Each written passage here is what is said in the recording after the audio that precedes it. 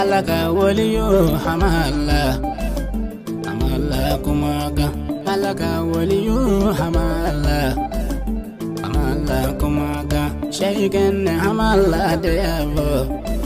alibena dondo alaka waliyo hamala hamala kumaga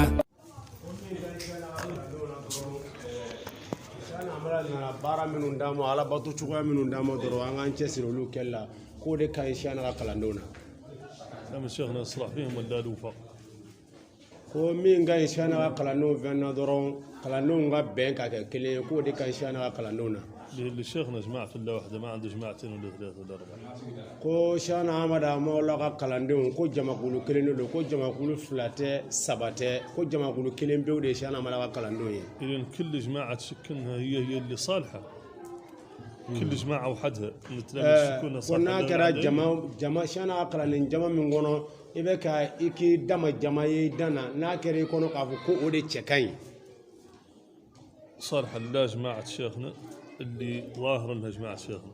ako min cɛ ka ɲi dɔrɔn siyana ka kalanden bɛ ka kɛ jamakulu kelen ye a ka yaala fɛnɛ k'a dɔn k'a fɔ a ye siyana ka kalandenw ye o de cɛ ka ɲi. شيخنا ako siyana amawula الشمل هون جماعة واحدة. siyana amadu amawula nazara y'a minɛ ka taa n'a ye ka bɔ an fɛ farafinna yan don a y'a sɔrɔ a ka jama ye jamakulu kelen de ye. قاعد عاقبوا ولد شريف احمد الشيخنا رحمه الله جماعة واحدة. a den sigira kɔfɛ n'o ye siri hamid ye an fa bu ye kɔrɔkɛ o sigira siyana amala kɔfɛ k'a sɔrɔ siyana amala ka jamakulu kelen de don. عقب ذاك جابوا siri hamid kɔfɛ an fa bu ye sigira جماعة واحدة. siyana amala ka jamakulu ye jamakulu kelen de ye. حد اليوم ما هم عبوية وتال بوية ما هم جماعة شيخنا. a ko an bɛ wagati min na bi ni mɔgɔ min tigi tɛ buye nɔfɛ wala i tugulen tɛ buye la k'o tɛ siyana amala ka jama dɔ ye. لا ينقر حد. ko ale ti mɔgɔ nɛgɛ o la. لا ينقر حد. k'ale ti mɔgɔ nɛgɛ o la. شيخنا جماعة الله واحدة. ko siyana amala ka jama ko jamakulu kelen de don. حد من التلاميذ عاد مثلا داير في روحه انه لا يتبع لا ابويا من اجل انه يعود من جماعة شيخنا. ذاك ان شاء الله ولا يعود من جماعة شيخنا. a ko kalanden min mana bila dusukun na k'a fɔ ale bɛ tugu buye de la a b'a fɛ ka kɛ siyana amala ka jamakulu ye i y'o tugu ɲɔgɔnya in kɛ alihamudulilayi k'o y'i tugulen yɛrɛ de ye sagana na. بويا نتبعوه بس. a ko an bɛ tugu buye la ka da mun de kan. بويا ما هو قال لكم اطوف الله. ko buye m'a fɔ an ye k'an kana wari d'a ma dɛ. ولا هو قال لكم تعدلوا تبنوا له بناء ولا قال لكم تطوف وتات. ko buye m'a fɔ an ye an ka so jɔ a ye a m'a fɔ an ye an ka mobiliw d'a ma. بويا قال لكم الا مسألة واحدة اعطونا نجتمعوا في الطريقة اللي جمعنا فيها شيخنا رحمه الله بذاك اللي يرضى شيخنا. buye kuma kelen de fɔ an bɛɛ ye ko a ye na an ka fara ɲɔgɔn kan taasira la taasira min n'an karamɔgɔ siyana amadu amawula y'an fara ɲɔgɔn kan a la ko buye y'o de ɲini an fɛ an ka jɛ ka fara ɲɔgɔn kan kalandenya nin kelen na. ما هو قابل دبوس الحد. a ko a ma bere ta mɔgɔ si kama o diyagoya la. ولا هو طارح لاخلاق الحد. a ma ko kɛ mɔgɔ si kɔsɔn i ka kɛ nin ye diyagoya la. لا يقول هذه طريق شيخنا اللي يبقى يقعد معانا فيها يجي واللي ما يبقى هذاك الشيء يعني. a b'a fɔ dɔrɔn ko nin ye siyana amala ka taasira de ye ko ni mɔgɔ min b'a fɛ ka fara an ka siyana ka kalandenya na k'a b'a fɔ k'i bisimila ko ni maa min t'a fɛ ka fara an ka ala fɛnɛ k'o tɛ baasi ye ale o t'ale buye ɲɛ sira la ale kɔni bɛ siyana ka sira in kelen de jiri la a tɛ dɔwɛrɛ jiri la ni siyana ta tɛ. خارج زمن. a ko wagati dɔ tɛmɛna. كان الصحفي يعود بوي يصلي في وقت ما يصلي فيه الاخرين والصحفي يعود بوي يصوم الزمن ما يصوم فيه الاخرين به تواصل ما كان خالي. a ko wagati dɔ tɛmɛna fɔlɔ tile la k'a kun bɛ se ka kɛ buye bɛ seli don min na k'an di seli o don na k'a kun bɛ se ka kɛ ko buye bɛ sun don min na k'an di sun o don la ko parce que ko wagati tɛmɛnenw na telefɔni kun tɛ an ni ɲɔgɔn cɛ k'i sen ko telefɔni kun tɛ an ni ɲɔgɔn cɛ nɛgɛjuru sira man ca yɔrɔw la o wagatiw mɔgɔw ka dugu ka jan ɲɔgɔn na buye bɛ se ka seli a ka don na a ka yɔrɔ la a bɛ sun a ka don na an tɛ ɲɔgɔn ye sira la o waati jan tɛmɛnenw na k'a sababu kɛ nɛgɛjuru sira kun tɛ yen. ذاك هو اللي عدى الوحدين اليوم يقولوا احنا زمن بعيد كنا قاعد ما نعيد عن يوم والله ذاك زمن يغير الزمن ثاني. a ko a hatɛ ko ye tiɲɛ de ye ko halisa mɔgɔ dɔw b'a fɔ ko fɔlɔ k'anw ni buye yɛrɛ kun tɛ seli ɲɔgɔn fɛ depuis fɔlɔ tile la a ko walayi o ye tiɲɛ ye ko mɛ k'o tɛ bi tile ye ko telefɔni bɛ fan bɛɛ fɛ dayɛlɛli kelen don bɛɛ ye fan bɛɛ fɛ telefɔni na. ظهرك اليوم. a ko an bɛ tile min na bi. ما تلفهم عذر حد ما يصوم مع ابوي والله ما يصلي معه. ako luzurati mine moye tuguni ka fo kima seli buye no fe wala ma su buye no fe ko ayi بويا الصلاة والصوم شلو بيهم مثلا تصلوا معاه وتصوموا معاه شلو بيهم ako ka seli buye no fe wala ka su buye no fe obi mune de nye buye شلو بيهم bo bi muye buye قصد بيها ako buye ga laini yola تدخلوا في العبادة في وقت صحيح ikado ala bato la wakati jele na wakati mingade ala ye buye ga laini o de ka ta silame bema حد صام في يوم ما يصام فيه ako ni mogo suna dona do min de sun doye ما تخلي العبادة بطريقة صحيحة imma do ala bato sira jelenka وحد فطر في يوم الصيام ni mogo mi isun tige ka seli ke seli sungalo tola إذا خسر على عمله ako obi ga bara be chey bolo احنا في دولة ako an be jamana kono الإسلام ما هم مسؤول عنه ako an be jamana min kono al islamiya yere ngal tige ka bo ma basike bebe islamiya ka الإسلام هون مالي ما هم مسؤول عنه ما مهم عنده قاعد ako mali islamiya yanno buyeti ngali ke ala basike mali islamiya chogoyawo buye ka sirata la quoi basike abina fo bebe yere mali islamiya kono ibi chesiri chogoya mina ibi barake no yote جرى أنا قلت إن الدولة مالي الحكومة عليه بابا كو الحكومة الإسلام ما قادر فيه قاع ما هم مسؤول عنه ko yando mali famaw uga mago te silamiya yere la anga mali famaw ko mago yere te silamiya yere la أخبار المجلس الإسلامي هذا الروايات المعدلة لاش معدلته قدام الناس ما هو مهم عندهم ako be ganin jama minu farayo ka fo ko ni silamiya tondo ni silamiya tondo الإسلامي هذا ya wala هو كونسي إسلامي o conseil islamique non ambi pi nunu ni fem nunu be ka blaka silamiya nyema do ta ka blala ako plan de ko note ku mago ta silamiya yere la احنا رمضان هذا الماضي العاقبنا ako sungalo min temena angora sasa مالي الدولة الوحيدة في العالم اللي صامت حد سابق الناس ako mali e jamana kelende die be kono na suna ka dola ni masi masu o mali kelende مالي الدولة الوحيدة اللي فترة 28 العالم فور ما في حد فطر ako mali de kele jamana e aya mi ka seli ke ka soro die jamana to shimake kile mugani shegina هذا معناه شنو؟ ako nin koroydi معناها ان الدولة الدين ما هو مهم عندها قاع ako nin koroydi nin ba jira ka fo ko silamaya ate jamana de bolo dala jamana mogo te silamaya de la nin bo de jira ايوه احنا تلاميذ الشيخ رحمه الله ako an mino e shana ka kalandenw ye من فضل الله alhamdulillah ala ka fasamandiya kɔnɔna na مالي كامل ako mali bɛɛ lajɛlen كل بلاد منها فيه تلاميذ الشيخ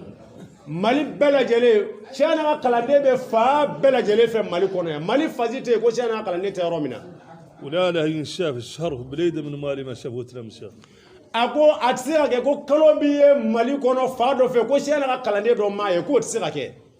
ولا لا يتلفن حد من تلاميذ شيخنا رجاجين في مالي كامل انهم شافوا الشهر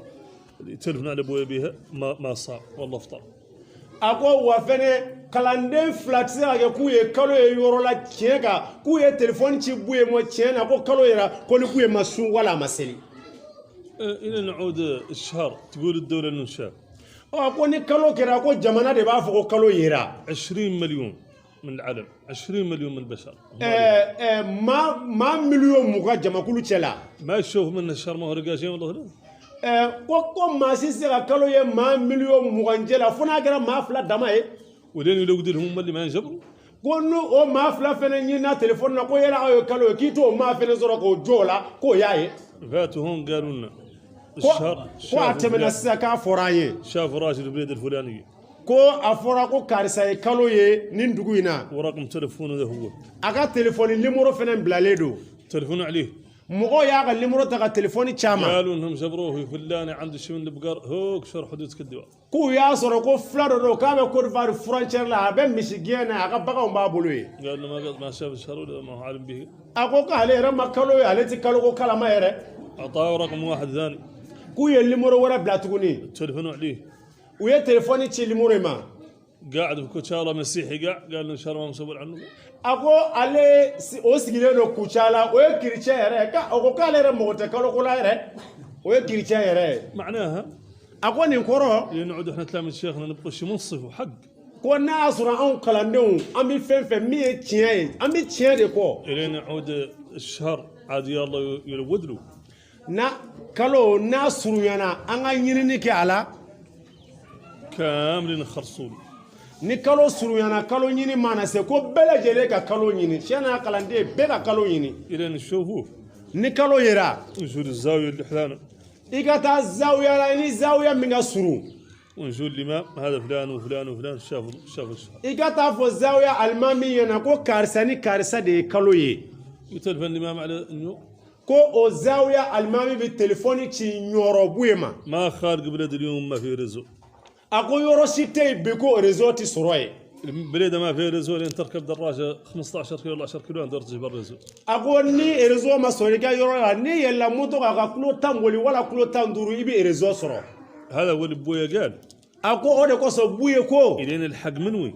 ko ni su minuit sera su ما kilancɛ تلفن حد عليه maa si ma ale bu ye wele ما تلف سول عنه ale yɛrɛ tɛ ɲininkali kɛ tuguni maa si ma ale wele minuit sera k'a sɔrɔ maa si ma kunnafoni di o kɔfɛ ale yɛrɛ tɛ lamɛnni kɛ tuguni minuit kɔfɛ باللي الشهر لين شاف السابعة ناقصة ko basike kalo kan ka ɲini de depuis wulada fɛ 19 heures wala 7 heures dɔw b'a fɔ 7 heures maakɔrɔbalamaw dɔw b'a fɔ 19 heures o y'a tubabukanama ye depuis tile bin waati kalo bɛ ɲini o waati de la ka ye السابعة والثامنة والتاسعة والعاشرة والأحد 11 وميدي 6 سوايع 7 heures tɛmɛna 8 heures tɛmɛna 9 heures tɛmɛna 10 heures tɛmɛna su 11 heures tɛmɛna fo ka na se su milieu ma 6 سوايع heure 6 احنا لين نمشي من باموكو لين نمشي من باموكو قاسين نور نفوت ولا 5 سوايع ko n'olu wulila ka bɔ bamako u bɛ ka taa ɲɔrɔ u bɛ heure 5 de kɛ sira la هذا اللي قد ما يفوق ما لين نشوف الشهر ما قد يمشي 20 ولا 30 كيلو لين يجبر الرزق ويقولها الشمال يلحق ساعة واحدة منه a ko e bɛ se ka kɛ k'e ye kalo ye i ka yɔrɔ la o ka bila ka fɔ milieu kɔnɔ k'a sɔrɔ ni olu wulila bamako olu bɛ bamako ni ɲɔrɔ mɔli kulo 5 e ma se ka moto ta ka boli kulo 20 wala kulo 30 ka se réseau la ka telefɔni ci k'i ye kalo ye munna e ma se k'o kɛ معناها o ko o de b'a jira قلت يا مسف كنكو a y'a fɔ kunun ko kɛnɛngu dugu kɔnɔ مذكر بقول شيخنا رحمه الله a ko مذكر بذل اللي قال كلام شيخنا رحمه الله مذكركم به a ko a b'an hakili jigin n'an karamɔgɔ Sɛgana Amadu Amaola ka kuma dɔ ye ŋunando ya يا تلاميذ a ko kalandenw إلين نقدو نجول مولانا داما أطولا وسوها a ko kalandenw n'an bɛ se ka fara ɲɔgɔn kan k'a ɲɛsin Ala ma ɲɔgɔn fɛ a ye jɛ an k'o kɛ kalandenw نقدو نجول مولانا داما لين نعود توجهنا واحد a ko n'an b'a fɛ ka jɛ ka se Ala ma ɲɔgɔn fɛ an k'an bɛɛ ka ɲɛsin f'a ka kɛ kelen ye o de b'a to an bɛ se Ala ma ɲɔgɔn fɛ ما معناها أن نسكنه في بلد واحد ولا نعوده دشرة واحدة غير كل حد منا في بلد من الدولة والله من العالم هو وأخوه الآخر توجههم واحد وقابلين إلا طريق واحدة هي طريق شيخنا رحمه الله a ko n'a fɔra an bɛɛ lajɛlen ɲɛsin f'a ka kɛ Sɛgana Amadu Amaola an ka kɛ jamakulu kelen k'a kɔrɔ tɛ k'an bɛɛ ka ye dugu kelen n'an sigilen don ye e bɛ dugu min na wala e bɛ yɔrɔ min na a k'a sɔrɔ an bɛɛ ka laɲini ye kelen ye an bɛɛ ɲɛsin f'a ye kelen n'o ye Sɛgana Amadu ye احنا هون في النور a ko olu bɛ ɲɔrɔ نعيا نصوموا على اتصال من كينشاسا olu bi su ɲɔrɔ Kinisasakaw ka telefɔni cikan fɛ Kongo Zaire olu bi su o fɛ ونعيا نصوم من اتصال من براسفي olu bi su fɛnɛ Barazakaw ka telefɔni cikan fɛ Kongo Baraza n'o ye telefɔni ci k'u wele ko kalo yera tiɲɛ na olu bi su o fɛ معناها ان الصيام قاعد لا على شيء هون في مالي معانا قاعد هنا حكم ولا برؤيه هون في مالي a ko o b'a jira an na k'a fɔ ni kalo yera Mali la olu bi baara kɛ n'a ye u b'a minɛ u bi da la معناها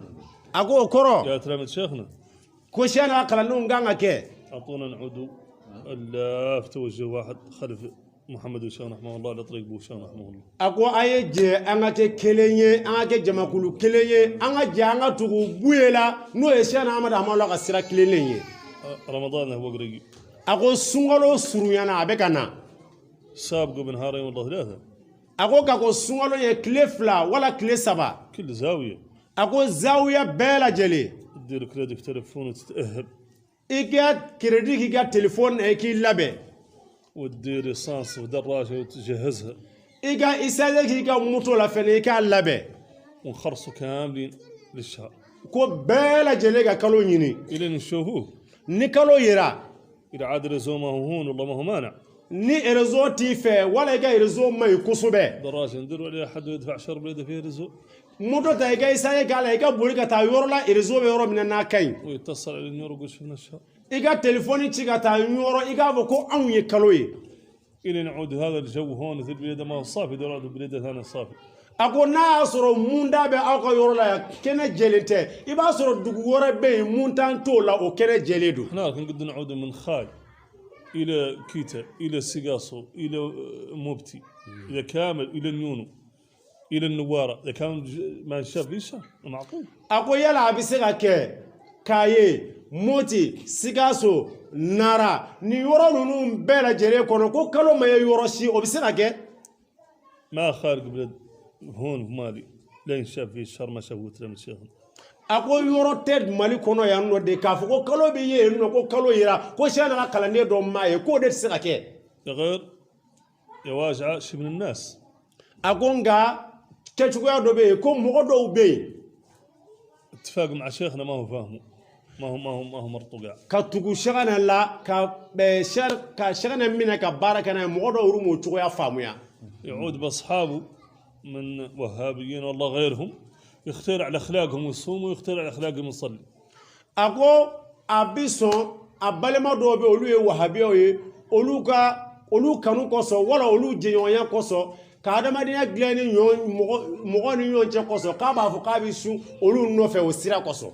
والله باصحابه ما هم وهابيين يصوموا مع الدوله ويفطروا معاها ko wala abisa ga jenyo do be fene wahabi o tere abisa ga jamana kono ma do ye doro jamana de ndoro aya kanu akasu jamana de no fe هذه ako ni kechugo yayi ما هي حاله تلاميذ شيخنا ni shana ka kalande ma nga so ni kechugo yayi ma تلاميذ شيخنا ako shana ka kalande علمهم شيخنا شيخنا أحمد أحمد الله يولد دنيا أن التوجه لا المولانا والعبادة لا المولانا أقول نسيفاي الله تعالى كلندي بتوفي الله تعالى كلندي شيخنا لين نصلي هون ركعتين شيخنا أحمد أحمد الله أي أراك في السيرك ما منا وحكم سابق وما قد تظهر حكم في الإسلام يقول سابق شيخنا ما قد تظهر أكيدي سلامي كونو شيخنا أحمد أحمد الله سن موقع كبارة ينيدو أكيدي سن موقع دو جاءوا واحدين من المسلمين سلامي دو نانا شيخنا أحمد أحمد الله ما تلاقوا يتكلمون في أخبار القصر وبيغا كما شيخنا أحمد في السيرك كبارو يلا وقالوا إن هذا اللي فيه المسلمين كاملين عد هو فيه توف ako uko shana amada amaula mo ko silame o bebe mina doro ambe ka kula قال لهم انه هو ما هم صلي للمسلمين shana amala ku ma kale ti seri silame o yekoy ko shana amala ma ko silame o bebe mina doro ambe ka jiga kula shana amala ko ay ale ti seri silame o yekoy ولا هم صلي من اجل يرضوا عن المسلمين الله ما يرضى ako ale ka seri tike ka foko silame o ka jena wala silame o ma jena ale ka ala bodo tike tenwe ولا يعدل الا ذاك اللي يرضي ربه ako ale bi fenge de feminga ale daba Allah Ta'ala ale ka ala boto bi ketinde وحكمه هو الله عدل ako ale ka kiri bi ke kiri minga de Allah Ta'ala ale ka kiru bi ketinde ايوه حد قال انه تلميذ شيخنا ako ni mo min de ko shana amala ka kalande ye يتعبد على اخلاق واحدين اخرين ibi ga ala boto ke mo do nyesiranya koso wala mo do kechugo ya koso oluga kanu koso ebi ga ala boto ke osira ka te ذاك عبادته الله الراس وما عبادته من المولى ako odi ga ala boto ibe ga ke yere de ki te ga ke ala ye ضرب ako siza علينا كاملين abam bela jeleka نتقى مولانا في روسنا anga sira ala ye an yere kuna نعرفون مسؤولين عن اللي واحدين فيه من العباده anga do ka foko qiyama jodo ambe bara minuna ko ala bita nyiringa la qiyama والملكين اللي رقيب وعتيد اللي علينا ako araqibuni atidu min flabe katama an nofe ذاك اللي عد الخالص لله لا يكتبه ako ibeka minge na bara jira Allah Ta'ala ye ubeka ubasebe وذاك اللي عد على عين الناس ibeka minge yere jira koso wala mugo koso mugo nye koso te o fene ubo sebe لا يكتبوه ube ne fene sebe ايوه واحنا قلنا لنا تلاميذ شيخنا an dugo ko an ye shana amala ka kalande unye كيف قلت لهم ما نقضوا طريق شيخنا تلاميذ الله رؤوسنا ما تلاميذ شيخنا ako ay mi fo doron kenemu o ɲɔgɔnna de doron ko n'a ma sɛna amala ka kalandenya minɛ ka taasira minɛ ka tila mo ina fɔ sɛna y'a ɲini cogo min an tɛ sɛna ka kalanden ye dɛ k'an y'an yɛrɛ de ka kalanden ye ako kalanden يعود تلميذ اللي يقبل شيخنا تلميذي ما هو اللي يقبل هو راسه انه تلميذي ako sɛna kalanden i bi ka kalanden de ni sɛna amala y'i minɛ k'i ye kalanden i ti ka kalanden k'i yɛrɛ y'a fɔ i yɛrɛ fɛ ne yɛrɛ ye kalanden o ti k'a ye dɛ ko sɛna amala k'i minɛ ka k'a ye o de bi k'a ye شيخنا رحمه الله لا يقبلك الا انت تقبل طريقه ako sɛna amala b'i minɛ kuma minɛ n'i y'a ka sira minɛ ka ɲɛ a b'i minɛ kuma de la هذا هو اللي موصيهم عليه ako ale bɛ aw wasuni o de ye ŋunando ya kalandenw ani maa maa bɔra dafe dugu la ka na ŋunando ya bɛɛ وصي جميع تلاميذ شيخنا ako a bɛ kalanden bɛɛ lajɛlen wasuyina sɛnɛ kalanden bɛɛ اللي هون منهم واللي في القصور واللي صنت هذه التسجيلات اللي في ako تلاميذ شيخنا قاطبة ako maa maa nana ka bɔ i ka dugu la a bɛ bɛɛ lajɛlen wasuyini nin ye mɔgɔ minnu bɛna a kan talen lamɛn a bɛ bɛɛ lajɛlen wasuyini a ye sɛnɛ kalanden bɛ diɲɛ yɔrɔ o yɔrɔ la jamana o jamana a bɛ bɛɛ lajɛlen wasuyini nin ladikan ninnu de ye ولا هنا على اللي قلت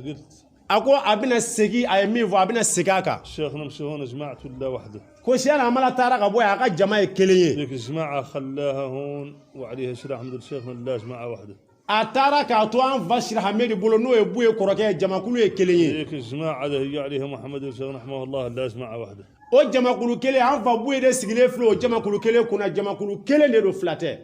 حد شاف ان بويا معدل شيء هو معدل شيء ثاني ما هو ذاك أو ما هو جماعة الشيخ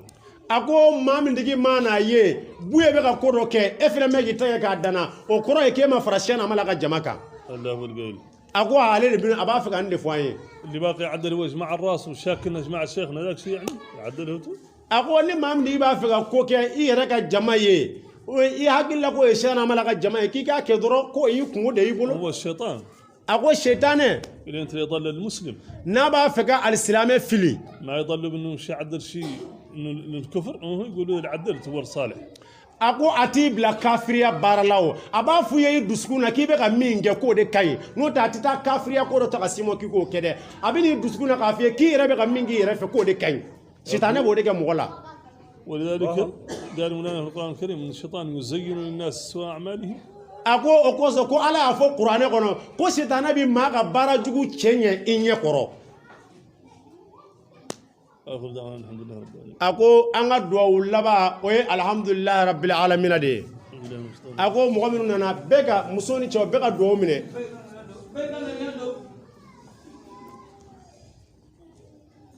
نصر الحق والحق الذي لا صراط خلي بين قضيته alihamudulilayi rabbil alamin كل شيء مقارن دوش kalandenw a ye duwawu kɛ bɛɛ lajɛlen ye mɔgɔ mɔgɔ nana ka bɔ i ka yɔrɔ la ani minnu bɛ yan wa a kɔni y'a fɔ a ye k'a b'an fɛ ŋunando yan a nana a bɛna waati k'a fɛ ŋunando yan ŋunando ka bɛɛ bonya b'a la dafe dugu bɛɛ maa maa bɛ yɔrɔ o yɔrɔ n'i b'a fɛ ka na fɔ a bɛ ŋunando yan a kɔni bɛ to ka bɔ ka taa ɲɛda an balima kalandenw ka duguw la i n'a fɔ banankɔrɔ dendegebugu bakulu ani kɛnɛkun buguda tɔw ani yɔrɔ min y'a laɲini kalanden dugu la k'a ka taa sen jɔ a bɛ taa sen jɔ i la a kɔni ka base ye ŋunando yan ye nka mɔgɔ mɔgɔ ka duguma n'a laɲini k'a ka taa sen jɔ a bɛ taa sen jɔ ka foli k'i la o y'a nakun ye ka na bɔ alisilamɛ bɛɛ ye a ma mɔgɔ si bɔ mɔgɔ la ŋunando n'a lamini bɛɛ siyɛn ka kalanden bɛ yɔrɔ o yɔrɔ la bɛɛ lajɛlen a nakun ye bɛɛ ko ye Haydara!